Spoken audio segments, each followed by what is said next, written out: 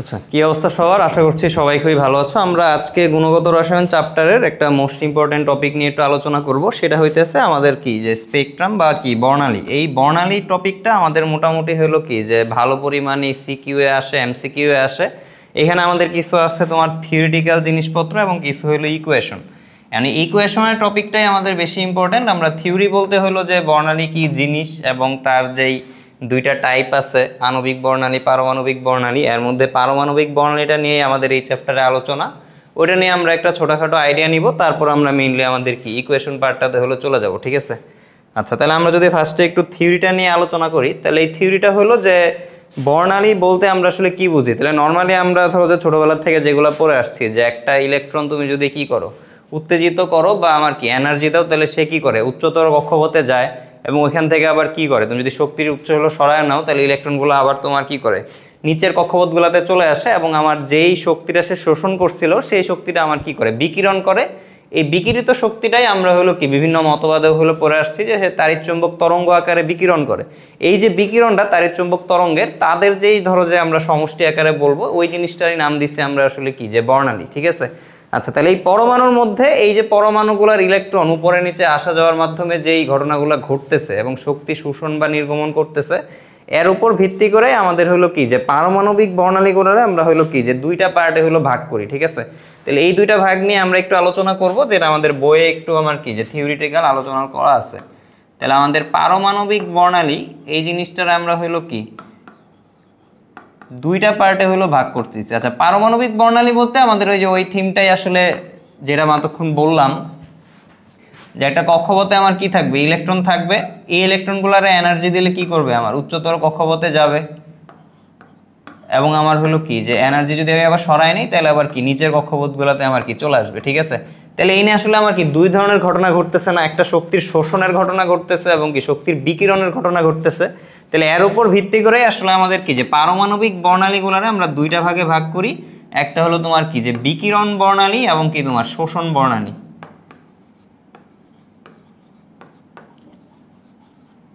এবং হলো আমার কি শোষণ বর্ণালী।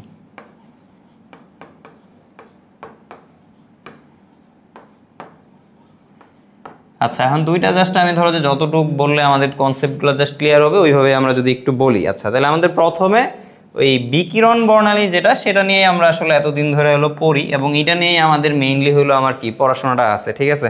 তাহলে ধরো এটার একটা সিম্পলি উদাহরণ হলো কি যে এরকম,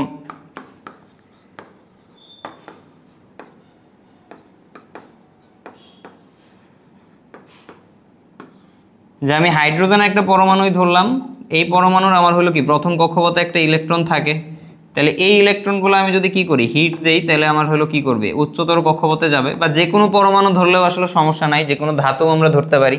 তাহলে ইলেকট্রনগুলো আমার উপরের কক্ষপথে যাবে এবং হলো আমার কি যে শক্তি যদি পরে আমরা কি করি সরাই নেই, অথবা জিনিসটা এইভাবেও বইয়ের মধ্যে বলা হয় যে আমরা যদি হলো কি একটা ইলেকট্রন উপরে তুলতে চাই, তাহলে আসলে আমার কি অনেক পরিমাণ হিট হলো দেওয়া লাগে।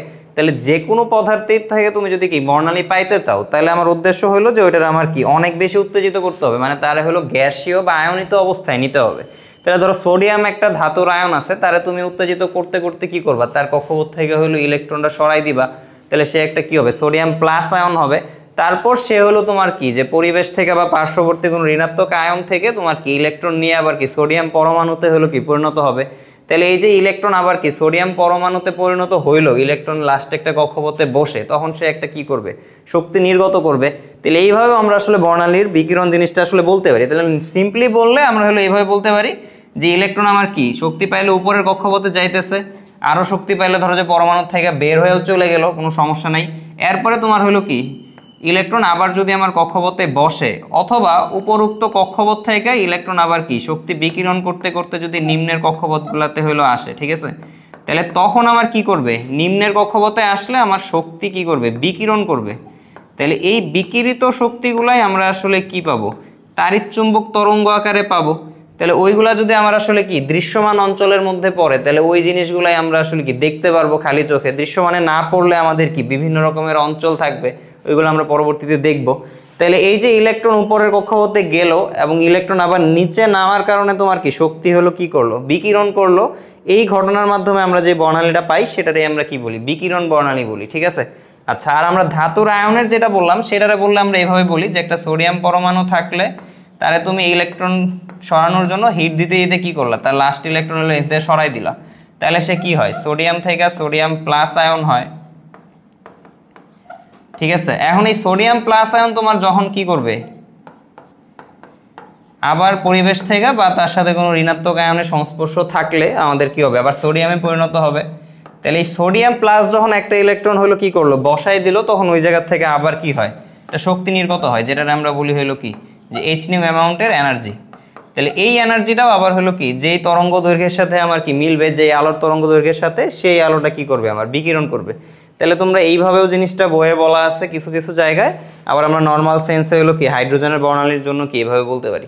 তাহলে মোট কথা হলো ইলেকট্রন তোমার হলো কি যে অসীম থেকে কক্ষপথের উপর বসলো, অথবা উপর উচ্চতর কক্ষপথ থেকে আমার কি নিম্ন কক্ষপথে যদি নামে, তাহলে যে শক্তিটা বিকিরণ করতেছে ওই বিকিরিত শক্তির ঘটনাটাই আমরা হলো কি বর্ণালী হিসেবে দেখতেছি, এবং কি আমার ওই বর্ণালীটার নামই আমি কি দিছি আসলে, বিকিরণ বর্ণালী। ঠিক আছে।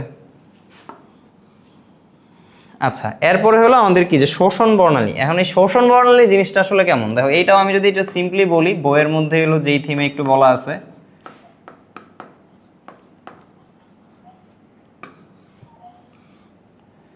আচ্ছা তাহলে শোষণ বর্ণালী জিনিসটা হলো কি, ধরো অনেকটা এইরকম যে এইখানে আমার ধরো যে কোনো একটা পদার্থ হলো আছে, বা কোনো একটা পরমাণু মৌল গ্যাসীয় অবস্থায় আছে, বা কোনো একটা দ্রবণও থাকতে পারে। ঠিক আছে, মানে যে কোনো কিছুই, ধরো যে কোনো একটা পদার্থ যারা হলো কি আমার ইলেকট্রন সম্পন্ন এবং তাদের ইলেকট্রন উপরে নিচে আসা যাওয়া করতে পারবে। আচ্ছা, তাহলে এইখানে হলো কি, ধরো আমি যদি কোনো একটা আলোক রশ্মি হলো ফ্লো এখানে পাঠাই, ধরো যে কোনো একটা বর্ণের, আমি ধরো একটা মৌলিক বর্ণই পাঠাইলাম, বইয়ের মধ্যে ধরো যে আমার হলুদ বর্ণ নিয়ে হলো এক্সাম্পল দেওয়া, ধরো যে হলুদ বর্ণ আমি কি করছি, পাঠাইছি। তাইলে যেটা হবে যে এই ভিতরে দ্রবণে থাকা মৌল, অথবা তুমি যদি কোনো শুধু মৌলেরই কি রাখো, একটা গ্যাসীয় অবস্থার স্টেটের কোনো মৌল রাখো, তাহলে এদের মধ্যে যখন তুমি হলুদ লাইট একটা ফ্লো করবা, তাহলে হলুদ লাইটের যে এনার্জি আছে, এই এনার্জিটা কি করবে, এই মৌলের কিছু ইলেকট্রনগুলা কি করবে, শোষণ করবে।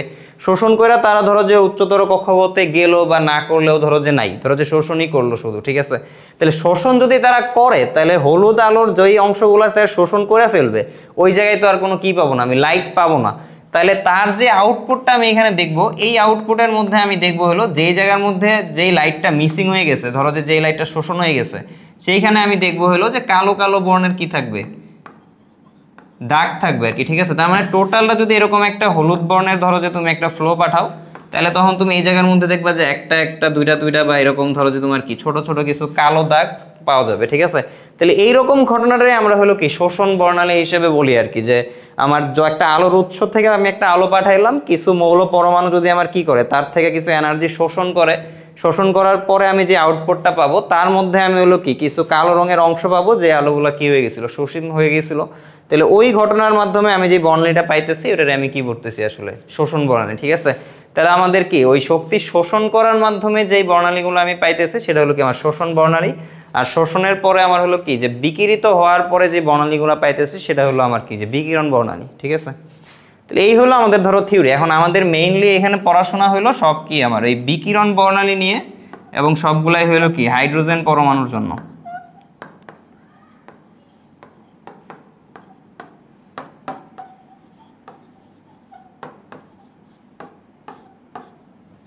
ঠিক আছে, আচ্ছা এখন ধরো আমরা আমাদের একদম ইকুয়েশনগুলোতে যদি যাই। আচ্ছা, তাহলে হাইড্রোজেন বর্ণালীর ইকুয়েশনগুলোর মধ্যে আমাদের হলো কি যে দুইটা পার্ট আছে। একটা পার্ট হইতেছে তোমার যে আমাদের যে শক্তির শোষণ এবং বিকিরণ হবে,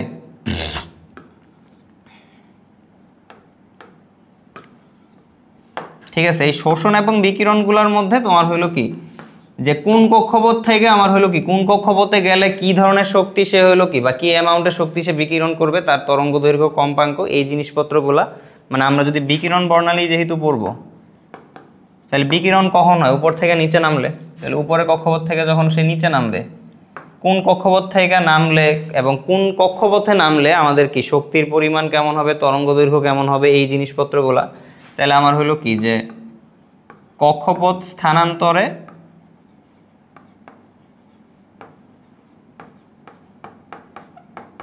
শক্তি কম্পাঙ্ক ল্যামডা, এই জিনিসগুলা। আরেকটা হলো যে বিভিন্ন হলো বর্ণালীর সিরিজ, এই দুইটা পার্টে আমরা মেইনলি হলো ঘটনাগুলো পড়ব।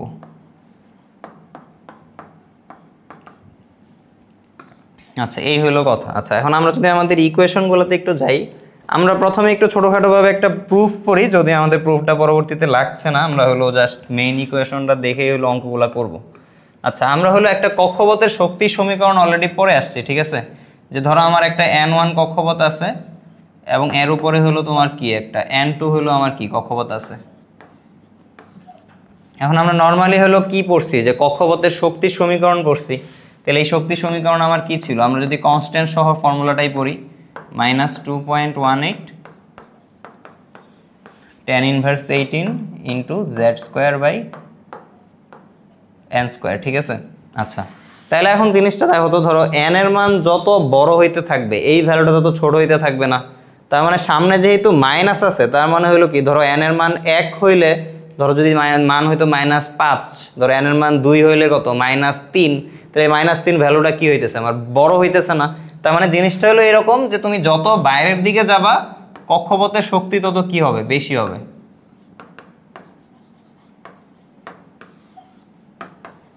তার মানে উপরের কক্ষপথের শক্তি বেশি, নিচের কক্ষপথের কি শক্তি কম। এই কারণে তো আসলে কি হয়, যে উপরের কক্ষপথ থেকে ইলেকট্রন যদি নিচের কক্ষপথে আসে, তাহলে আমার কি করে, যতটুকু শক্তি হলো আমার কি নিচেরটার মধ্যে কম আছে, ওই পরিমাণ শক্তি আমার কি করে দেয়, বিকিরণ করে দেয়, ঠিক আছে? তাহলে এখান থেকে আমি দুইটা ইকুয়েশন কি লিখতে পারি, z যেহেতু একই মৌল, n1 কক্ষপথের এনার্জি হলো আমার E1 এবং n2 কক্ষপথের এনার্জি হলো আমার কি E2।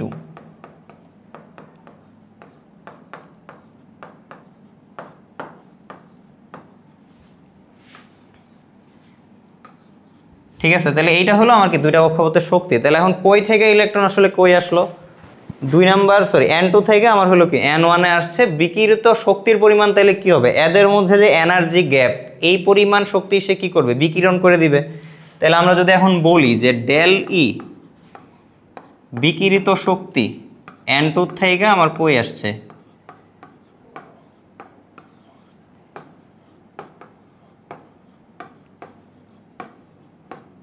তাহলে আমাদের বিকিরিত শক্তির পরিমাণ হবে আমার কি দুইটা কক্ষপথের কি ডিফারেন্স। এখন বিকিরিত শক্তি যেহেতু আমরা কি মানে পজিটিভ আকারে রাখতে চাইতেছি, তাহলে আমার কি করতে হবে, যে বড়টার থেকে ছোটটা বাদ দিতে হবে। তাহলে E2 থেকে হলো আমি কি E1টা বাদ দিব, তাহলে আমার কি যতটুকু এনার্জি আমি পাবো, ওই এনার্জিটুকুই আমার হলো কি করছে, আসলে এইখানে হলো বিকিরণ করছে। এবং এই এনার্জি সমানই আমার কি হবে, এই বিকিরিত তাড়িৎচুম্বক তরঙ্গের কম্পাঙ্ক যদি নিউ হয়, আমরা প্লাঙ্কের সূত্র থেকে পড়ছি, এই ডেল ই সমানই আসলে কি হবে, আমার এইচ নিউ হবে, ঠিক আছে? তাহলে তুমি যদি এখন ম্যানুয়ালি আসলে করতে চাও, আমরা যে সূত্র ডিরাইভ করবো এটা ছাড়া, তাহলে তোমার যেই কক্ষপথ বলবে তার জন্য E1 এর ভ্যালু বের করবা, তার জন্য E2 এর ভ্যালু বের করবা, ইকুয়ালস টু এইচ নিউ দিয়ে কি বের করতে পারবা, কম্পাঙ্ক বের করতে পারবা। এবং এই যে ডেলি, এই ডেলির ভ্যালুটাই আসলে তোমার কি ওই তরঙ্গ দৈর্ঘ্যের ওই তরঙ্গের কি আমার এনার্জি, বা ওই তরঙ্গের কি আমার শক্তি, ঠিক আছে? তো পরে তুমি কম্পাঙ্ক পাইলে, শক্তি পাইলে, তরঙ্গ দৈর্ঘ্য সবই বের করতে পারবা। এখন আমরা আসলে এটার একটা ছোট ইজিয়ার ভার্সন দেখবো, যেটা আসলে আমাদের মনে রাখা ইজি, বা অ্যাপ্লাই করা বা অবজেক্টিভের জন্য আসলে একটু ইজি হয়। আচ্ছা, তাহলে জিনিসটা হলো দেখো, আমরা যদি এখন এই টার্মগুলো হলো বসাই এই জায়গার মধ্যে, তাহলে তোমার কি হবে 2.18 ইন্টু tan ইনভার্স 18। ধরো আমরা মাইনাস এই জিনিসটা যেহেতু কমন, এবং এখানে কি কমন, z² কমন, তাহলে আমরা এই জিনিসটা যদি কমন নিয়ে নিই, তাহলে একসাথে কি লিখতে পারি,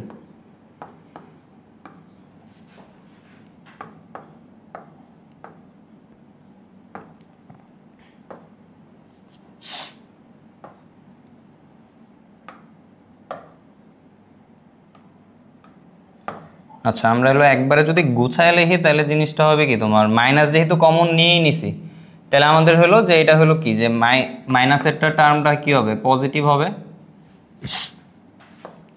এবং আমাদের হলো তোমার কি এই জিনিসটা হবে আমার কতটুকু, সরি -1/n1², ঠিক আছে? মানে এই -E1 যদি আমি বসাই, তাহলে এটা আমার কি হয়ে যাবে, পজিটিভ হয়ে যাবে না? তাহলে পজিটিভ হলে আমি একদম কি মাইনাস পুরো টার্মটাই যদি হলো কমন নেই, তাহলে 1/n2² মাইনাস কি 1/n1² ইকুয়ালস টু আমার হইলো কি এইচ নিউ। আচ্ছা, এখন ধরো আমি মাইনাস আবার যদি এই ভিতরে পাঠাই দিই, তাহলে আমার কি হবে, ধরো ফর্মুলাটা হবে এই টাইপের 2.18 tan inverse 18 into Z square 1/n1 square minus 1/n2 square. R H রে যদি হলো সরি এইচ বলে আমার হলো এই নিউ যেটা এই নিউটারে যদি আবার ভাঙাই c/λ তাহলে ধরো আমার এরকম একটা রাশি আসলো, ঠিক আছে। তাহলে এখন আমি ধরো 1/λটারে বামে রাখা বাকি সব কিছু ধরো যদি ডান দিকে পাঠাই দেই তাহলে কি হবে, এই কনস্ট্যান্টটার সামনে আমার কি হবে, নিচে হবে হলো সি আর তোমার সরি হ্যাঁ নিচে হবে এইচ আর তোমার কি সি, ঠিক আছে। তাহলে এখন এই টার্মটা হয়ে যাবে 2.18 ইন্টু tan ইনভার্স 18 আর এই যে এইচ আর সি যে এই দুইটা কি আমার নিচে ভাগ আকারে চলে আসবে, তাহলে ভাগ হলো এইচ সি ইন্টু হলো তোমার কি জেড স্কোয়ারের মতোই ইন্টু 1/n1 স্কোয়ার মাইনাস হলো কি 1/n2 স্কোয়ার, ঠিক আছে। আচ্ছা এখন এই পুরাটাই কি আমার একটা কনস্ট্যান্ট না, যে উপরের ভ্যালুটা এবং হলো কি এইচ এবং কি আমার সি এর ভ্যালু। তাহলে এই জায়গার মধ্যে যদি এখন আমি কি করি ভ্যালুগুলো হলো বসাই দিই, এখন এইগুলা যদি আমি এসআই এ বসাই তাহলে আমার এই পুরো টার্মটাও কি এসআই এককেই বের হবে, ঠিক আছে। তাহলে আমরা যদি এখন ধরো একটু ভ্যালুটারে বলি যে সামনের যেই কনস্ট্যান্টটা ছিল যে 2.18 tan inverse 18 by hc into 1/n1 square 1/n2 square into কি আমার জেড স্কোয়ার। তাহলে এই ভ্যালুটার মধ্যে আমি এইচ আর সি বসাইলে যে কনস্ট্যান্টটা পাবো সেটারে আমরা বলি আর এইচ বা রিডবার্গ ধ্রুবক।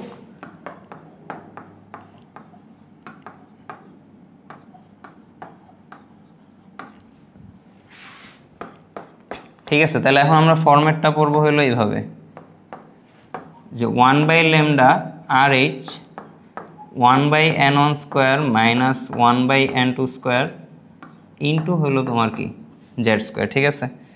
তাহলে আমরা হলো এই ফরম্যাটে পড়বো এবং এইটাই হলো আমাদের এখন আসলে রিডবার্গের অঙ্ক করার ফর্মুলা আর কি, যে আমার হলো একটা কক্ষপথ থেকে আরেকটা কক্ষপথে যদি কি হয় ইলেকট্রন হলো নামে তাহলে আমাদের কি হবে, যে শক্তিটা বিকিরণ করবে ওই শক্তির তরঙ্গ দৈর্ঘ্যের ফর্মুলা হলো এইটা, যে আমার আর এইচ হলো একটা constant n1 square n2 square, n2 আমার কি ছিল উপরের কক্ষপথ, n1 কি ছিল নিচের কক্ষপথ এবং জেড স্কোয়ার কি ছিল আমার প্রোটন সংখ্যা, ঠিক আছে।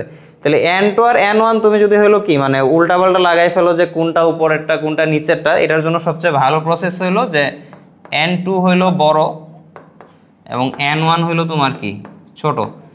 এভাবে মনে রাখতে পারো n এর সাথে কি আমার 1 না, তাহলে 1 সংখ্যাটা ছোট, তার মানে ছোট কক্ষপথটা বসবে n1 এ আর 2 লেখাটাও কি আমার বড়, মানে 1 এর তুলনায় 2 বড়, তাহলে n2টাও কি নির্দেশ করবে বড় ভ্যালু নির্দেশ করবে, ঠিক আছে। তাহলে 5 নাম্বার থেকে ধরো 2 নাম্বার কক্ষপথে আসছে, তাহলে n2 এর ভ্যালু কত হবে 5, n1 এর ভ্যালু কত হবে 1, ঠিক আছে সরি 2 আর কি এরকম।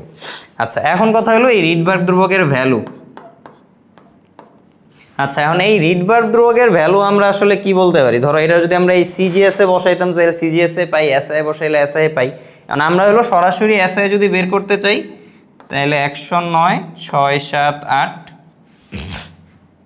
0 0 মিটার ইনভার্স 1, আর তুমি যদি সেন্টিমিটারে বসাও তাহলে 109 6 7 8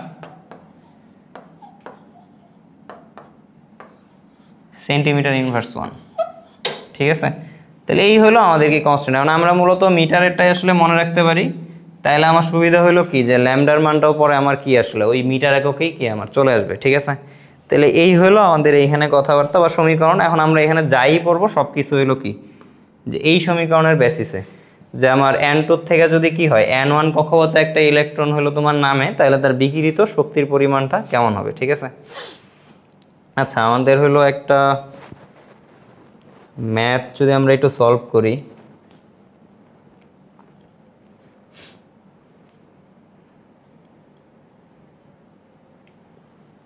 আচ্ছা তাহলে এখানে আমাদের একটা ম্যাথ আছে যে হাইড্রোজেন পরমাণুর ইলেকট্রনটি দ্বিতীয় শক্তি স্তর থেকে তৃতীয় শক্তি স্তরে স্থানান্তরিত বা ধাপান্তরিত হওয়ার কালে শোষিত শক্তির পরিমাণ কত, ঠিক আছে। আচ্ছা এখন ধরো এই অঙ্ক আর আমাদের ওই বিকিরণের অঙ্ক আসলে সেম, মানে দ্বিতীয় থেকে তৃতীয়তে গেলে আমার কি হবে যে শক্তি শোষণ হবে, তৃতীয় থেকে দ্বিতীয়তে আসলে আমার কি হবে শক্তির বিকিরণ হবে।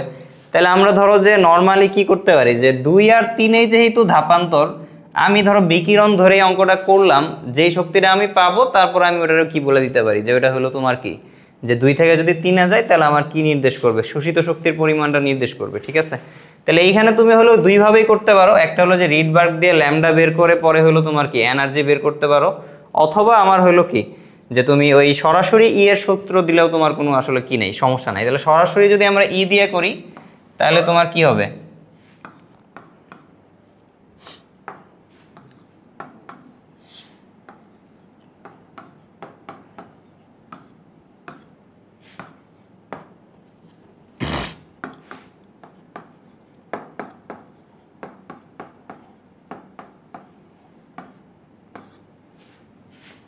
আচ্ছা আমরা এই জিনিসটা যদি হলো কমন নেই তাহলে আমার কি হবে, E3 এর মাঝখানে হলো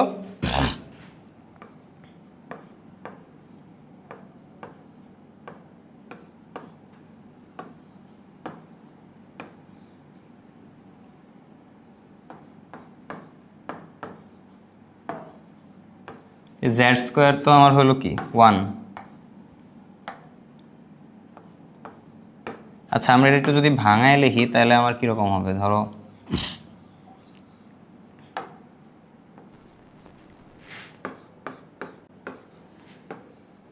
E3 এর জন্য আমরা হলো কি করতে পারি, 2.18 tan ইনভার্স হলো তোমার কত 18 ইন্টু 1/3 স্কোয়ার, এই ভ্যালু বের করব। এরপরে হলো আমার কি E2 এর ভ্যালু বের করব, তাহলে E2 এর ভ্যালু হলো কি -2.18 ইন্টু tan ইনভার্স 18 ইন্টু 1 কি আমার 2 স্কোয়ার। তাহলে এই দুইটা বিয়োগ দিলেই আমি হলো তোমার কি যে বিকিরিত শক্তিটা হলো পেয়ে যাও, মানে এই ফর্মুলাটা হলো তোমার কি যে 3 নাম্বার থেকে 2 নাম্বারে আসলে কি পরিমাণ শক্তি বিকিরণ করতো। তাহলে আমার শোষণের ঘটনা আসলে আমার কি এই জায়গার যে ভ্যালুটা আসবে এটা আসবে তোমার পজিটিভ। ঠিক আছে, তাহলে তোমার এই জিনিসটা আমার কি যে ওই বিকিরিত ঘটনাটা হইতো, তাহলে তারা যদি আমি শুধু কি করি অপোজিট করে দিই তাহলে আমার কি হবে, শোষণের ঘটনাটা হয়ে যাবে। তাহলে এই ড্যালি আমি শুধু কি করব যে অপোজিট করে মাইনাস দিয়ে দিতে পারি, অথবা তুমি মানে থিওরিতে আসলে বললেও সমস্যা নাই, মানে এই যে এনার্জির ভ্যালুটা পাবা তুমি এই ভ্যালুটাই আসলে কি বলে দিবা যে এই পরিমাণ শক্তি আমার কি করতে হবে, শোষণ করতে হবে। ঠিক আছে, আচ্ছা এটা হলো ঘটনা আর কি। আচ্ছা এখন ধরো আমরা যদি রিডবার্গ দিয়ে আসলে করতে চাই তাহলে আমাদের হলো জিনিসটা কি হবে, দেখো আমাদের সবগুলাই তোমার এটা আসলে শোষণ বলক বা বিকিরণ বলক ধাপান্তরের এনার্জি যেহেতু আমার কি থাকবে সেম থাকবে, তাহলে ফর্মুলার মধ্যে আমি ধরো যে n1 এর মান হলো তোমার ছোটটা, n2 এর মান বড়টা, আমরা এই থিমে যদি বসাই যে 1/λ RH 1/n1 স্কোয়ার মাইনাস কি 1/n2 স্কোয়ার, তাহলে এইখানে আমি হলো কি যে n1 এর মান বসাবো হলো ছোট ভ্যালু হলো তোমার কোনটা 2 নাম্বার 2 স্কোয়ার, এবং বড় ভ্যালু হলো তোমার কি 3 স্কোয়ার, এদিকে হলো 1/λ। তাহলে এটা থেকে আমি কি ল্যামডার মান পেয়ে যাব না এত মিটার, তাহলে এই ল্যামডার জন্য যে এনার্জি ওইটাই তোমার হলো কি শোষিত বা বিকিরিত। এখন ঘটনা হলো যে তোমার কোয়েশ্চেনে যেটা বলবে তুমি ওইটা শুধু জাস্ট বলে দিবা, তোমার এইখানে হলো কি কই থেকে কই আসতেছে এগুলা কিছু বলার দরকার নাই। n1 হলো ছোট ভ্যালু, n2 হলো তোমার কি বড় ভ্যালু, তো 2 আর 3 এর মধ্যে ইলেকট্রন আসা যাওয়া করবে, তাহলে আমার কি n1 হলো 2, n2 হলো তোমার কত 3। এখন তোমার প্রশ্নে আসলে বলেই দিবে যে ওটা শোষিত না বিকিরিত, তাহলে আমাদের হলো কি শোষণের ঘটনা হইলে তুমি বলবা যে এই পরিমাণ শক্তি কি করবে শোষণ করবে, বিকিরণের ঘটনা হইলে কি করবে বিকিরণ করবে। ঠিক আছে, আচ্ছা তাহলে এই হলো কথা। তাহলে আমরা এই নর্মাল শক্তি সূত্র দিয়েও করতে পারি বা এই রিডবার্গেরটা দিয়েও করতে পারি। এখন রিডবার্গের দিয়ে করলে সুবিধা হলো যে এটার একটু মানে প্রেজেন্টেশনটা একটু ভালো বা চিন্তা করতে একটু ইজি, আর এখানে একটু ক্যালকুলেশনটা একটু আমাদের বেশি করতে হয়। আচ্ছা আমরা এখন হইলো আমাদের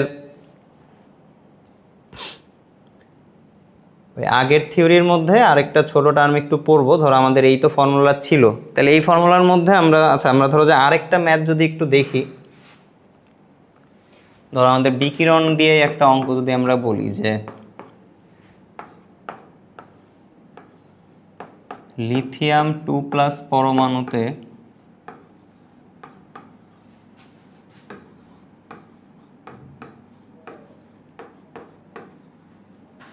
পঞ্চম কক্ষপথ হইতে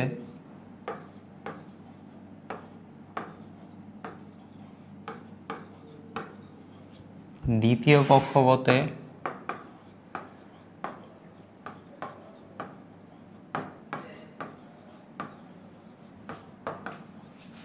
বিকিরিত শক্তির পরিমাণ কত?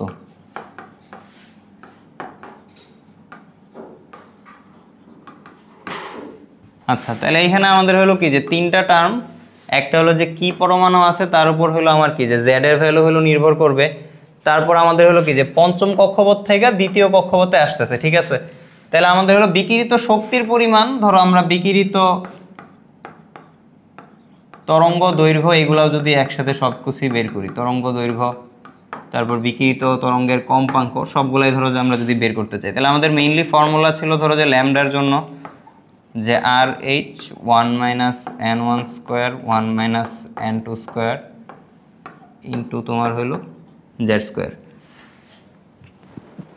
তাহলে লিথিয়াম 2+ পরমাণু, তাহলে আমার জেড এর ভ্যালু হলো কত 3, আর এইচ এর ভ্যালু আমার হলো কি কনস্ট্যান্ট আমাদের মুখস্থ 109 6 7 8 0 0। আচ্ছা, তাহলে n1 কি হবে, ছোটটা হবে, n1 ছোট মানে হলো কত 2, n2 হলো তোমার কত বড়, তাহলে n2 হলো কত 5, তাহলে ইনটু হলো জেড স্কোয়ার কত হবে আমার 3 স্কোয়ার, ঠিক আছে। তাহলে এই যে আমাদের ভ্যালুটা আসবে এটা আমি কি 1/ল্যামডার ভ্যালু এবং একক হবে তোমার কি মিটার ইনভার্স 1, ঠিক আছে। আচ্ছা, তাহলে এটা যদি এখন আমি উল্টাই তাহলে আমি কি পেয়ে যাব, ল্যামডার ভ্যালু পেয়ে যাব হলো কিসে মিটার এককে হলো পেয়ে যাব। তাহলে এখন ল্যামডার একক যদি আমি পেয়ে যাই তাহলে আমার পরের কাজ হলো কি যে ই সমান হলো তোমার hc/ল্যামডা। তাহলে ল্যামডার ভ্যালু, এইচ এর ভ্যালু, সি এর ভ্যালু বসাইলে কি এনার্জি পেয়ে যাবে। এগুলো আমরা প্লাঙ্কের সূত্র পড়ার সময় এখানে ম্যাথ করছি। আর তুমি যদি কম্পাঙ্ক বের করতে চাও তাহলে আলাদাভাবে হলো কি জাস্ট c/ল্যামডা করলেও আমার কি বের হয়ে চলে আসবে, কম্পাঙ্কের ভ্যালুটা হলো বের হয়ে চলে আসবে, ঠিক আছে। তাহলে আমাদের যখনই কোনো বর্ণালীর ম্যাথ আসবে আমাদের কাজ হলো যে তিনটা, যেটা কি পরমাণু আমার দেখতে হবে তার জন্য হলো কি আমার জেড এর ভ্যালু বসাইতে হবে, কোন কক্ষপথ থেকে কোন কক্ষপথে আসতেছে ওই অনুযায়ী কি আমার ছোটটা বসাইতে হবে n1 এ, বড়টা বসাইতে হবে কিসে n2 তে, এবং রিডবার্গ ধ্রুবকের মান হলো কনস্ট্যান্ট, এবং এইটা হলো কি 1/ল্যামডা। এখন এইটা একটু ভেরি ভেরি ইম্পর্টেন্ট তোমাদের জন্য যে এই পাশে 1/ল্যামডা মানে তোমার যদি তরঙ্গ দৈর্ঘ্য চায়, এখন কমন ভুল হয় যেটা এই পাশে লাস্ট পর্যন্ত উত্তর আয়না হলো এটাই রেখা দেওয়া হয়, এটা তো আসলে কি 1/ল্যামডা নির্দেশ করে। তাহলে তোমরা অবশ্যই জিনিসটারে কি করবা, ইনভার্স করবা, করলে তুমি মেইনলি কি পাবা তরঙ্গ দৈর্ঘ্য বা হলো কি ল্যামডা টার্মটা হলো পাবা, ঠিক আছে। আচ্ছা, আমরা এখন হলো আমাদের এই বর্ণালীর মধ্যে একটা ছোটোখাটো টার্ম আরেকটা পড়বো, সেটা হলো যে আমার কি সিরিজ, বর্ণালীর সিরিজ বলতে আমরা আসলে কি বুঝি। এই জিনিসগুলো হইতেছে এরকম যে আমরা জিনিসগুলোর একটু মানে ক্যাটাগরি আকারে যদি হলো ভাগ করি, যে আমাদের তো বিকিরণ আমরা পড়লাম যে বিভিন্ন কক্ষপথ থেকে বিভিন্ন কক্ষপথে হলো কি ইলেকট্রন আসতেছে, তাহলে এইগুলারে হলো আমার কি করছে যে বিভিন্ন বিজ্ঞানী বিভিন্ন ক্যাটাগরিতে হলো ভাগ করছে। ক্যাটাগরিতে ভাগ করার বেসিসটা হলো এরকম যে যেইখান থেকে ইলেকট্রন আসলে আসুক, একটা নির্দিষ্ট কক্ষপথে যদি ইলেকট্রন আসে তাদেরকে আমরা কি একটা নির্দিষ্ট ক্যাটাগরির মধ্যে হলো ফালাবো, ঠিক আছে। তাহলে এর থিমটা হলো এরকম, আমি পরে আবার ডিটেলস বলতেছি। যে উপরে ধরো যে অনেকগুলো কক্ষপথ আছে, এটা 1 নাম্বার কক্ষপথ, 2 নাম্বার, 3 নাম্বার, 4 নাম্বার। তাহলে বিভিন্ন কক্ষপথ থেকে ইলেকট্রন ধরো যদি একে পড়লো, মানে অসীম থেকে একে আসলো, 4 থেকে একে আসলো, 3 থেকে একে আসলো, মানে যেই কক্ষপথটাতে পড়বে এই কক্ষপথে বিভিন্ন জায়গা থেকে আসতে পারে, তাহলে এইটারে আমি একটা ক্যাটাগরি হলো বানাবো। তারপরে তোমার হলো কি যে বিভিন্ন কক্ষপথ থেকে কই আসতে পারে, 2 এ আসতে পারে, 3 থেকে 2 আসতে পারে, 4 থেকে 2 আসতে পারে, অসীম থেকেও 2 আসতে পারে, ঠিক আছে। তাহলে এই 2 এ যতগুলো রশ্মি হলো আমার কি সরি ইলেকট্রনগুলো আপতিত হওয়ার কারণে রশ্মি নির্গত হবে, ওই ক্যাটাগরিটারে কি আমি আরেকটা ক্যাটাগরি বানাবো। তাহলে এইরকম আমার বেসিসটা হলো যে বিভিন্ন ইলেকট্রন কোন কক্ষপথে এসে কি করতেছে, আপতিত হইতেছে, ওই কক্ষপথ অনুযায়ী আমরা কি করব, এদের একটা বিভিন্ন সিরিজে হলো আমি কি বিভক্ত করব, ঠিক আছে। তাহলে আমাদের বর্ণালী সিরিজের মেইনলি ভিত্তিটা হলো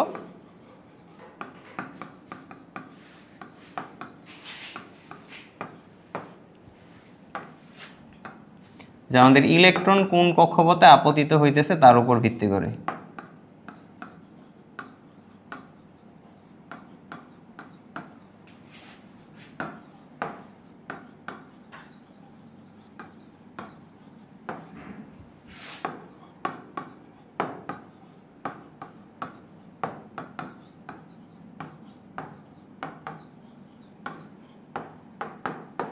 ঠিক আছে, তার মানে হলো আমার কি যে বিভিন্ন কক্ষপথ থেকে প্রথম কক্ষপথে আসলে ওইটা একটা ক্যাটাগরি, বিভিন্ন কক্ষপথ থেকে দ্বিতীয়তে আসলে ওইটা একটা ক্যাটাগরি, বিভিন্ন কক্ষপথ থেকে তৃতীয়তে আসলে ওইটা হলো কি আমার আরেকটা ক্যাটাগরি। তাহলে আমরা যে আমাদের ফর্মুলাতে পড়ছিলাম যে বিকিরণের ঘটনা সবগুলোর ক্ষেত্রে যে n2 কক্ষপথ থেকে আমার কই আসে n1-এ আসে, তাহলে n1টাই হলো তোমার কি কোন কক্ষপথে পথে পড়তেছে তার ভ্যালুটা না। তাহলে এই জিনিসটার বেসটা হলো আমার কি যে n1, যে আমার n1 এর ভ্যালুর উপর ডিপেন্ড করবে হলো কোন সিরিজ। তাহলে n1 এর মানের উপর, ঠিক আছে, ওই ক্যাটাগরি বা হলো তোমার সিরিজ যদি আমরা বলি,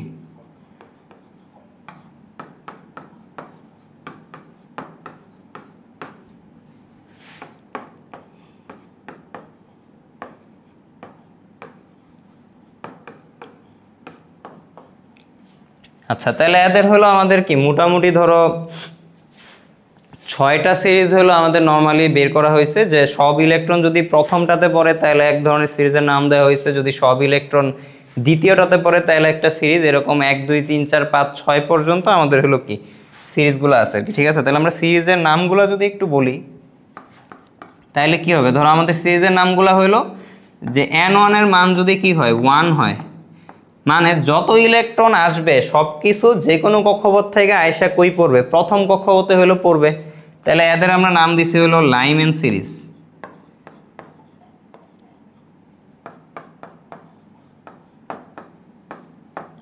ঠিক আছে, তারপর n1 এর মান যদি হয় তোমার কি 2, তার মানে সব ইলেকট্রন, সব বলতে মানে যে কোনো একটা ইলেকট্রন যে কোনো কক্ষপথ থেকে আয়সা আমার কই পড়বে 2 নাম্বার কক্ষপথে পড়বে, তাহলে এর আমরা নাম দিছি হলো কি যে বামার সিরিজ। তারপর হলো তোমার কি যে n1 এর মান যদি হয় 3, মানে যে কোনো ইলেকট্রন আমার কি পড়বে যে কোনো কক্ষপথ থেকে আয়সা 3 নাম্বার কক্ষপথে যদি আপতিত হয়, তাহলে এগুলো তোমার হলো কি যে প্যাসচেন সিরিজ। তারপর হলো তোমার কি n1 এর মান যদি 4 হয় তাহলে আমাদের কি যে ব্র্যাকেট সিরিজ। তারপর আরো বিটা আছে হলো তোমার কি n1 এর মান যদি 5 হয় তাহলে হলো তোমার ফুন্ড সিরিজ।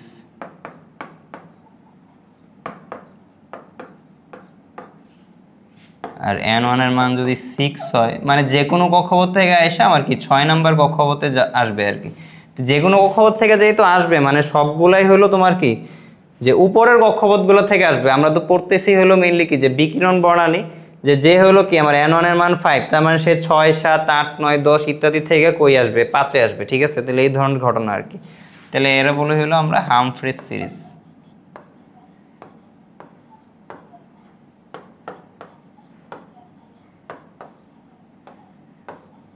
ঠিক আছে, তাহলে আমাদের ইলেকট্রনগুলা বিভিন্ন কক্ষপথ থেকে আয়সা কোন কক্ষপথে পড়বে তার উপর ডিপেন্ড করে আমাদের হলো কি যে এই সিরিজগুলার হলো আমরা কি করছি নামকরণ করতেছি। এবং আমাদের হলো কি বিকিরণ বর্ণালী যেহেতু ঘটনা, তাহলে n1 এর চাইতে n2 অবশ্যই কি হয় মানে বড়ই থাকে আর কি। ঠিক আছে, তার মানে উপরের থেকে আমার কি নিচে যেহেতু পড়তেছে। আচ্ছা, আমাদের হলো বর্ণালী সিরিজের হলো আমরা যদি এখন একটু মানে বিশ্লেষণ করি একটা সিরিজ নিয়ে, মানে একটা আমি একটু ডিটেলসে পড়াই, বাকিগুলো হলো অনুরূপ। তাহলে প্রথমটা হলো আমাদের কি যে লাইম্যান সিরিজ।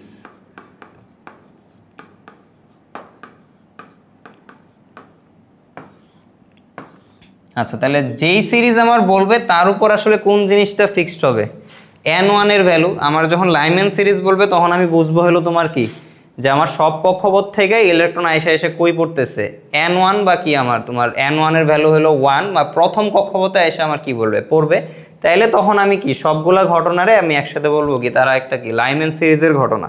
ঠিক আছে, তাহলে জিনিসটা হলো যে আমার কি n1 এর ভ্যালু হলো 1, n2 ভ্যালু হলো কি যে 2 নাম্বার থেকে আয়সা পড়তে পারে, 3 নাম্বার থেকে আয়সা ইলেকট্রন একে পড়তে পারে, 4 থেকে আয়সা ইলেকট্রন একে পড়তে পারে, বা ইনফিনিটির থেকে আয়সাও আমার কি করতে পারে প্রথম কক্ষপথে হলো আপতিত হইতে পারে। ঠিক আছে, তাহলে এই ক্ষেত্রে আমাদের হলো ঘটনাগুলো কিরকম যে লাইম্যান বলা মানেই হলো n1 এর ভ্যালু হলো কি 1, এই জিনিসটা একদম ফিক্সড, এইগুলা খুব ভালো মতো মাথায় রাখবা তাহলে অঙ্ক করাটা একদম ইজি। আর n2 এর ভ্যালু কি হবে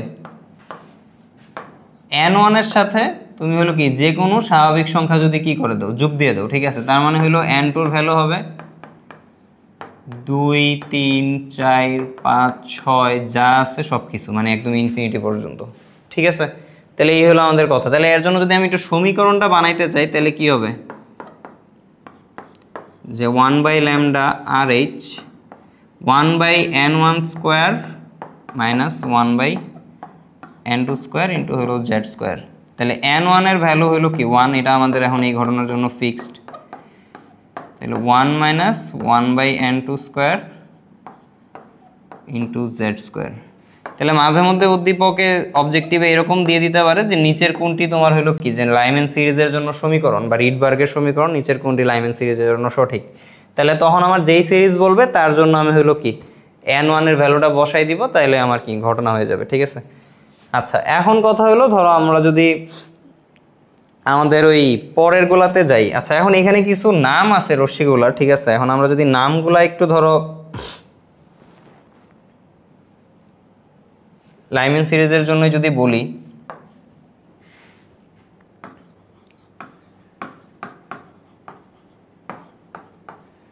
আচ্ছা এটা হলো কি ধরো এগুলার জাস্ট হলো নাম দেওয়ার কারণে দিতেছে, ম্যাথে আমাদের জাস্ট ভাষাগুলো বোঝার জন্য লাগবে। একদম ইমিডিয়েট উপরটা থেকে কোনো কক্ষপথে যদি ইলেকট্রন আসে তাহলে দেখো n1 হইলো প্রথম 1 নম্বরে আসবে, যেহেতু আমি কি লাইম্যান সিরিজ জিনিসটা ফিক্সড করছি। তাহলে একদম ইমিডিয়েট উপর থেকে আসলে যেই রশ্মিটা বিকিরণ করবে এইটারে আমি বলি যে লাইম্যান সিরিজের প্রথম রেখা, ঠিক আছে। এরপরে হলো তোমার কি 3 নাম্বার থেকে যেটা আসবে, মানে ইমিডিয়েটটার উপর থেকে যেটা আসবে এইটারে আমরা বলি হলো কি লাইম্যান সিরিজের দ্বিতীয় রেখা। আবার এর উপর থেকে যেটা আসবে সেটারে আমরা বলবো হলো কি যে লাইম্যান সিরিজের তৃতীয় রেখা। এইভাবে হলো সিকোয়েন্সটা চলতে থাকবে, ঠিক আছে।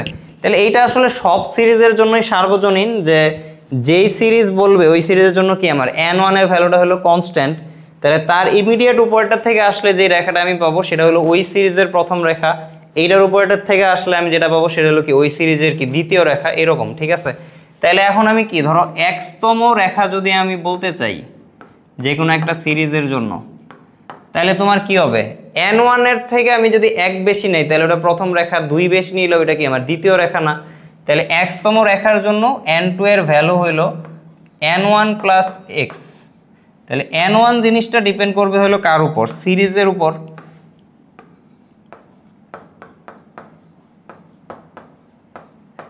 যে লাইম্যান হইলে 1, বামার হইলে 2, প্যাস্টেন হইলে 3, আর x তো হলো আমার কি যততম রেখা ওইটাই, ঠিক আছে।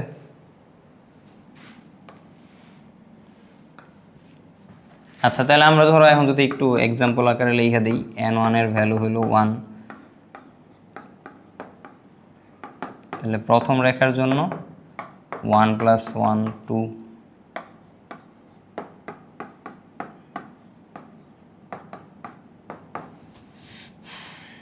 দ্বিতীয় রেখার জন্য কি n1 হলো যে এই ভ্যালুগুলা, আর এইগুলো হলো x।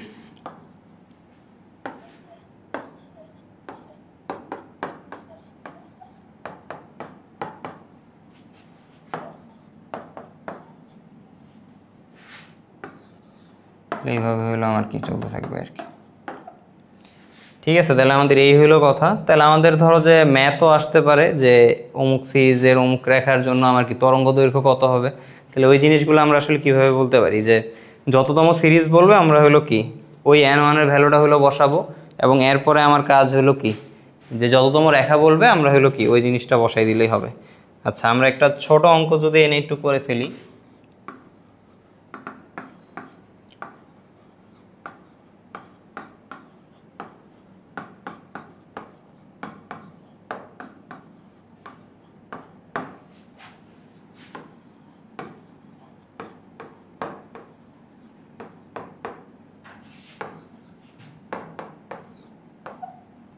যে লাইম্যান সিরিজের চতুর্থ রেখার তরঙ্গ দৈর্ঘ্য কত। এখন পরমাণু যদি কিছু উল্লেখ না করে আমরা হলো কি নর্মালি হাইড্রোজেন পরমাণু হলো ধরে নিব, ঠিক আছে।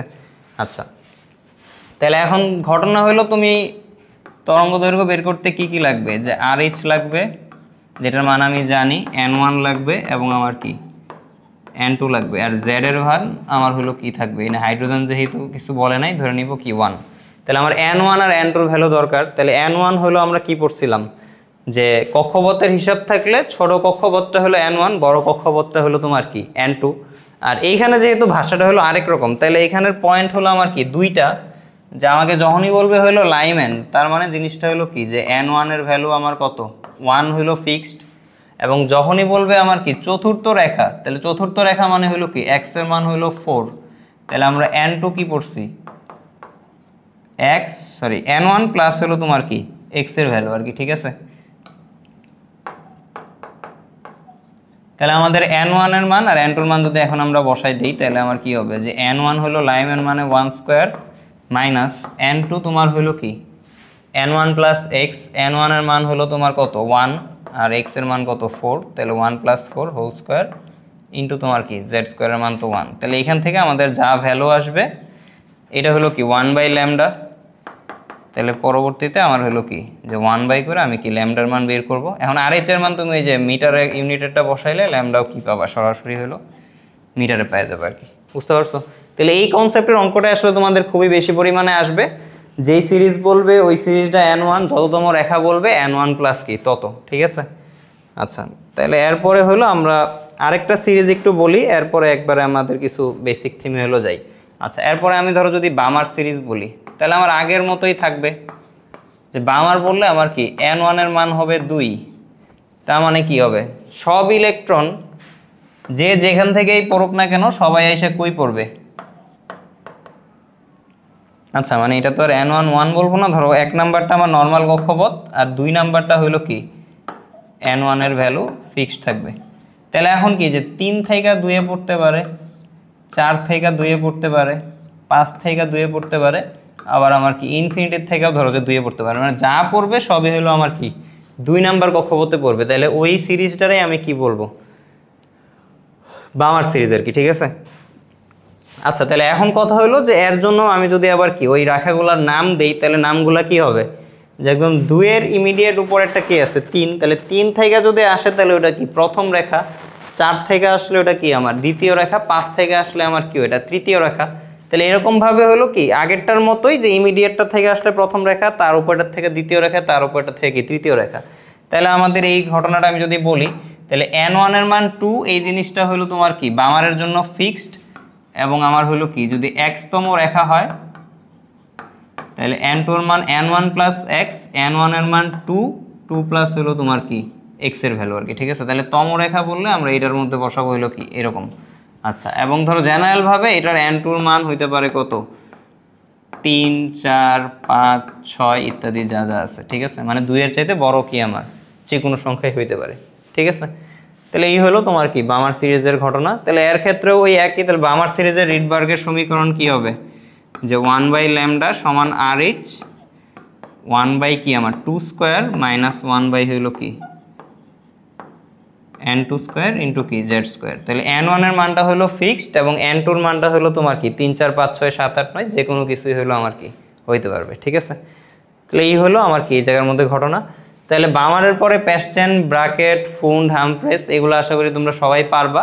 তাহলে যেটা মনে রাখবা যে এক সিরিয়ালে সবগুলা মনে রাখবা, লাইম্যান, বামার, প্যাস্টেন, ব্রাকেট, ফুন্ড, হামফ্রেস 1, 2, 3, 4, 5, 6 কার ভ্যালু n1 এর ভ্যালু, আর n2 এর ভ্যালুগুলো সিরিজ দিয়েও বলতে পারে, বা তোমার কক্ষপথ উল্লেখ করে দিতে পারে যে পঞ্চম কক্ষপথ থেকে তোমার হলো কি যে বামার সিরিজ যদি উৎপন্ন করে তাহলে তোমার তরঙ্গ দৈর্ঘ্য কত হবে। তাহলে পঞ্চম কক্ষপথ মানে n2 এর ভ্যালু, বামার সিরিজ মানে তোমার কি n1 এর ভ্যালু হলো কত 2, ঠিক আছে। তাহলে এরকম ভাবে হলো আমাদের ঘটনাগুলো বলতে পারে। আচ্ছা, এই হলো আমাদের এখানে কথাবার্তা। আমরা এটার যদি ধরো যে দু একটা ম্যাথ একটু দেখি। আচ্ছা, এইটা না আমাদের হইলো, আচ্ছা ধরো এরকম আর কি যে হিলিয়াম প্লাস আয়নের উত্তেজিত ইলেকট্রনটি চতুর্থ শক্তি স্তর থেকে স্থানান্তরিত হয়ে লাইম্যান সিরিজে বর্ণালী সৃষ্টি করে, তরঙ্গ সংখ্যা, তরঙ্গ দৈর্ঘ্য নির্ণয় করো। তাহলে আমাদের পয়েন্ট হলো কি কি যে হিলিয়াম আয়ন বলা আছে, চতুর্থ কক্ষপথ থেকে আসবে, এবং কোন সিরিজ লাইম্যান সিরিজ। তাহলে আমাদের ভ্যালুগুলো হলো কি কি লাইম্যান বলতেই আমরা হলো কি বুঝবো n1 হলো 1, চতুর্থ কক্ষপথ থেকে আসতেছে, ওই যে আমরা যেটা বললাম যে তোমার তমরেখা দিয়ে যে বারবার বললে এরকম না, তুমি হলো কি কোন কক্ষপথ থেকে আসতেছে এটাও সরাসরি বলে দিতে পারে। তাহলে n2 হলো 4 এবং এই z এর মান হলো কত 2, এই জেডটা অনেক কমন ভুল হয়, কোশ্চেন না পড়ে হলো সবাই 1 বসায় দেয়, তাহলে আমরা একটু ভালো মতো খেয়াল রাখবো। তাহলে 1/λ, দেখো এই জিনিসটাই কি ছিল, তরঙ্গ সংখ্যা ছিল না, আমরা একদম প্রথম দিকে পড়াইতাম। তাহলে RH 1/n1 স্কোয়ার মানে 1/1 square 1/4 square into Z square হলো কি আমার 2 স্কোয়ার। তাহলে এই যে ভ্যালু আসবে এটা কি তরঙ্গ সংখ্যা নির্দেশ করবে, এবং এরা যদি আমরা আবার কি বিপরীত করি তাহলে যেটা আসবে সেটা হলো কি আমার তরঙ্গ দৈর্ঘ্য বা মিটার। ঠিক আছে, তাহলে এই হলো আমার কি এই জায়গার মধ্যে ঘটনা। আচ্ছা, আমরা আরেকটা অঙ্ক করব, এর আগে আমরা আরেকটা ছোট একটা থিম পড়বো। এটা আমাদের একদম মোস্ট ইম্পর্টেন্ট কনসেপচুয়াল একটা জিনিস।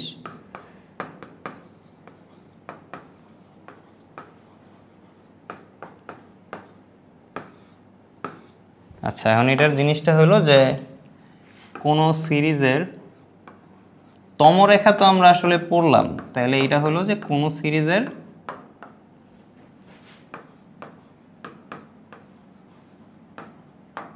সর্বোচ্চ এবং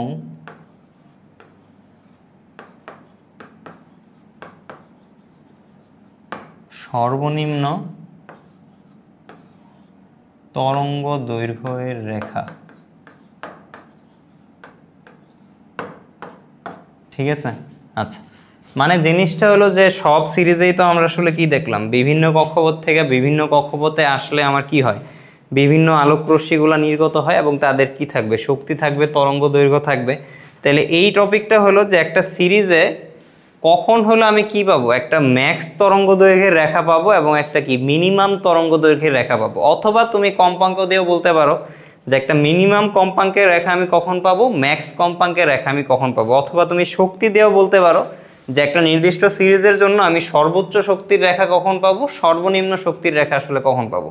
এখন এইটা মনে রাখার সবচেয়ে একটা ভালো উপায় হলো কি, ধরো এরকম যে যেহেতু আমি একটা নির্দিষ্ট সিরিজ হলো বলতেছি, তার মানে কি একটা ইলেকট্রন কোন কক্ষপথে আসবে এটা হলো কি আমার ফিক্সড করা না। তাহলে n1 এর মান জিনিসটা ধরো যে আমার কি আছে, ফিক্সড আছে। ঠিক আছে, এখন ওই সিরিজটার জন্য সব ইলেকট্রন যে কোনো কক্ষপথ থেকে কই আসবে, এই n1 এই হলো আসবে। তাহলে আমার ম্যাক্স আর মিনিমামের ঘটনাটা আসলে কি, আমরা এটা শক্তি দিয়ে চিন্তা করলে আসলে সবচেয়ে ভালো। ধরো যে আমার এনার্জির সাথে কম্পাঙ্ক হইল সমানুপাতিক, তরঙ্গ দৈর্ঘ্য হইলো আমার কি ব্যস্তানুপাতিক। আচ্ছা, এখন একটা বেসিক আইডিয়া জিনিসটা কেমন, ধরো যে একদম সিম্পল একটা বেসিক আইডিয়া হলো যে যত বেশি কক্ষপথের গ্যাপ, শক্তির গ্যাপও কি আমার তত বেশি পরিমাণ না। মানে ধরো দুইটা কক্ষপথের গ্যাপ যায়, এটার সাথে তার পরেরটার গ্যাপ কি আবার আমার তত বেশি। ধরো এটা প্রথম কক্ষপথ, এটা কি আমার দ্বিতীয়, এর উপরে একটা কি আছে তৃতীয়। তাহলে 1-2 এর গ্যাপ আর 1-3 এর গ্যাপ আমার কি হবে, তুলনামূলক কি বেশি। তাহলে 1-2 এর এনার্জির ডিফারেন্স, 1-3 এর এনার্জির ডিফারেন্স দুইটার মধ্যে বড় হলো কি হবে, 1 আর 3 এর এনার্জির ডিফারেন্সটাই কি হবে, বেশি হবে না। তাহলে আমার কি হয়, একটা ইলেকট্রন যখন উপর থেকে নিচে আসে তাদের যে এনার্জি গ্যাপটা থাকে এই পরিমাণ শক্তি কি করে সে আসলে বিকিরণ করে। তার মানে যত বেশি এনার্জি গ্যাপ হবে ইলেকট্রন উপর থেকে নিচে আসার সময়, তাহলে ওই রশ্মিটার কি বেশি হবে, সবচেয়ে বেশি শক্তির পরিমাণ বেশি হবে। আর এনার্জি গ্যাপ যত কম হবে ঠিক আছে, তাহলে তার শক্তির পরিমাণটাও কি হবে, তত কম হবে বিকিরণের। তাহলে আমি ম্যাক্সিমাম শক্তি আর মিনিমাম শক্তি আসলে কখন পাবো, যে কোনো একটা সিরিজের জন্য। ঠিক আছে, তাহলে n1 এর একদম ইমিডিয়েট উপরেরটা থেকে যদি কোনো ইলেকট্রন আসে তাহলে তাদের কি এনার্জি গ্যাপ কি হবে, সবচেয়ে কম হবে না। মানে এর নিকট থেকে তো আসলে আমার কি আসা হলো সম্ভব না। ঠিক আছে, এবং সর্বোচ্চ আসলে কি, ধরো সর্বোচ্চ তুমি যাইতে যাইতে কই আসলে যাইতে পারবা, ইনফিনিটিতে যাইতে পারবা। যে ইনফিনিটি থেকে একটা ইলেকট্রন যদি আমার কি ওই n1 এ আইসা পড়ে, তাইলে আমি বলতে পারবো হলো কি ওইটা আমার কি এনার্জি গ্যাপ হলো কি ম্যাক্স পরিমাণ আর কি। ঠিক আছে, তাহলে আমাদের সর্বোচ্চ এবং সর্বনিম্ন শক্তি কখন পাবো, সর্বনিম্ন শক্তি পাবো যদি কি হয় ইমিডিয়েট উপরটার থেকে আসে, এবং সর্বোচ্চ পাবো যদি আমার কই থেকে আসে, একদম ইনফিনিটি থেকে আসে। বুঝতে পারছো, মানে এই জিনিসটা মাথায় থাকলে তুমি যে কোনো প্রশ্ন একটু কুইকলি ধরতে পারবা যে তোমার উদ্দেশ্য হলো যে কোনো সিরিজের সর্বোচ্চ রেখা হলো কোনটা, অসীম থেকে যদি কোনো আলোক রশ্মি আসে, এবং সর্বনিম্ন হলো তোমার কোনটা, একদম ইমিডিয়েট উপরটার থেকে যদি আসে। এখন ইমিডিয়েট উপরেরটার নাম আসলে আমরা কি দিছিলাম, প্রথম রেখা নাম দিছিলাম না। বা n1 এর মান যা, ইমিডিয়েটটার জন্য n2 এর মান কি হবে, n1 প্লাস কি 1। তাহলে এখন যদি এই জিনিসটা আমরা আসলে কি একটু সংখ্যা আকারে বলি, যে কোনো একটা সিরিজের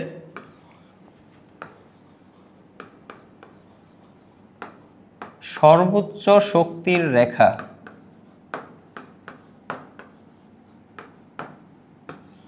আর হলো সর্বনিম্ন শক্তির রেখা।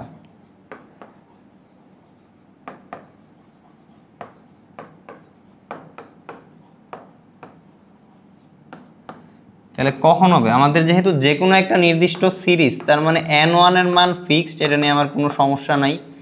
যেই সিরিজ তোমারে বলবে n1 এর মানও কি হবে, ওই সিরিজটাই হবে, ঠিক আছে। আচ্ছা, তাহলে এর পরবর্তী কাজ হলো আমার কি n2 জানতে পারলেই তো আমি কি শক্তি, তরঙ্গ দৈর্ঘ্য, কম্পাঙ্ক সবই জানতে পারবো।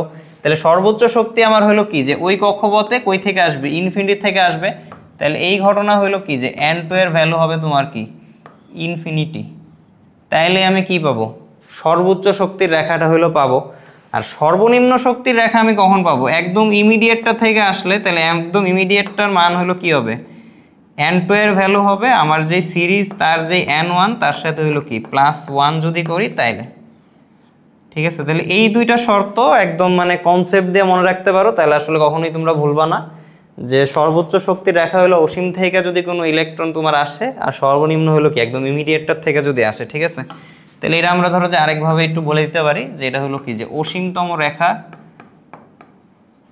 যার শক্তি হবে সর্বোচ্চ, এবং প্রথম রেখা যে কোনো একটা সিরিজের প্রথম রেখার শক্তি হলো আমার কি সর্বনিম্ন। তাহলে এইটা মনে রাখলে সুবিধা হলো, যে এখন তোমার যদি বলে যে কম্পাঙ্ক আর হলো তরঙ্গ দৈর্ঘ্য, তাহলে এগুলা কি, ধরো ই যদি ম্যাক্স হয়,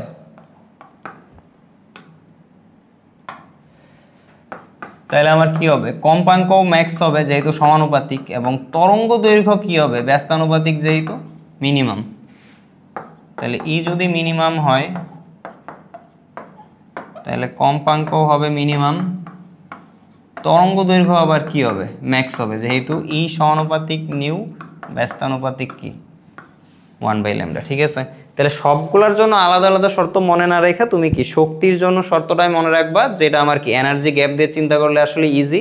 তাহলে আমার কি সর্বনিম্ন তোমারে যদি কখনো বলে যে তরঙ্গ দৈর্ঘ্য কোন ঘটনার জন্য হবে, তাহলে সর্বনিম্ন তরঙ্গ দৈর্ঘ্য বললেই তুমি ফার্স্টে মাথায় আনবা কি, যে সর্বোচ্চ শক্তি বোঝাইছে। তো সর্বোচ্চ শক্তি কখন হবে, অসীম থেকে আসলে। তাহলে অসীম ধরে তুমি যে ল্যামডা পাবা ওইটাই তোমার কি হবে সর্বনিম্ন ল্যামডা। এরপরে সর্বোচ্চ ল্যামডা বা সর্বোচ্চ তরঙ্গ দৈর্ঘ্যের রেখা যদি কোনো সিরিজের বলে, তাহলে সর্বোচ্চ তরঙ্গ দৈর্ঘ্য বললেই তুমি ফার্স্টে মাথায় নিয়ে আসবা তরঙ্গ দৈর্ঘ্য সর্বোচ্চ মানে কি শক্তি হলো সর্বনিম্ন। তো সর্বনিম্ন শক্তি কখন হবে, একদম ইমিডিয়েটটার থেকে যদি আমার কি আসে, ঠিক আছে। তাহলে এইটা হলো আমাদের কি, যে অবজারভেশন করার একটা সুন্দর হলো একটা চিন্তা আর কি, ঠিক আছে। আচ্ছা, এখন আমরা এনে একটা যদি অঙ্ক করি,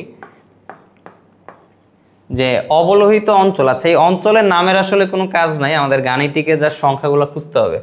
হাইড্রোজেন পরমাণু মানে কি আমার জেড এর ভ্যালু হলো 1।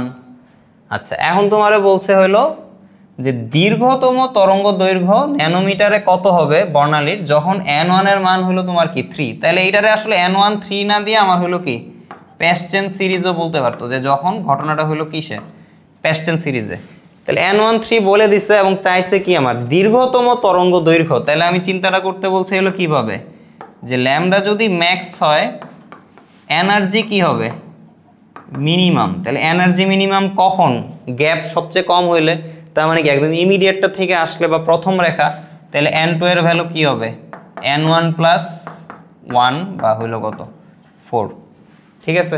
তাহলে এই হলো আমাদের কি ম্যাথ, যে আমরা হইলো কত তরঙ্গ দৈর্ঘ্য যদি বলি,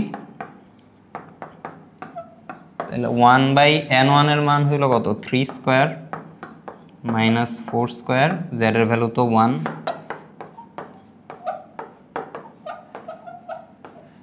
1/9 1/16 1/λ। তাহলে এখানে ল্যামডা যেটা পাবা এটা হলো কি আমার মিটারে, তো ন্যানোমিটারে বের করলে এটা যেটা বের হইছে 1 মিটার হলো কি 10⁹ ন্যানোমিটার। তাহলে 10⁹ দিয়ে গুণ দিলে আমি কি পাবো তরঙ্গ দৈর্ঘ্য পাবো। তোমরা ভ্যালুগুলো পরে বইয়ের সাথে মিলাইতে পারো, এগুলো ওই হাজারি স্যারের বইয়ের ম্যাথে আমরা জাস্ট এখানে দিছি আর কি, ঠিক আছে। তাহলে এই হলো তোমার ঘটনা, যে সিরিজ বলতে পারে বা n1 বলতে পারে, সর্বনিম্ন বলতে পারে বা সর্বোচ্চ বলতে পারে, সব কিছুই আমরা হইলো কি ইজিলি ধরতে পারবো। তাহলে আমার রিডবার্গের বা বর্ণালীর অঙ্কগুলোর ক্ষেত্রে অঙ্কগুলো বিভিন্নভাবে হইতে পারে। জেড এর মান কোন পরমাণু এইসব বলে দিতে পারে, তাহলে আমার কি যেই পরমাণু বলবে তার জন্য জেড এর মান আমরা ধরবো।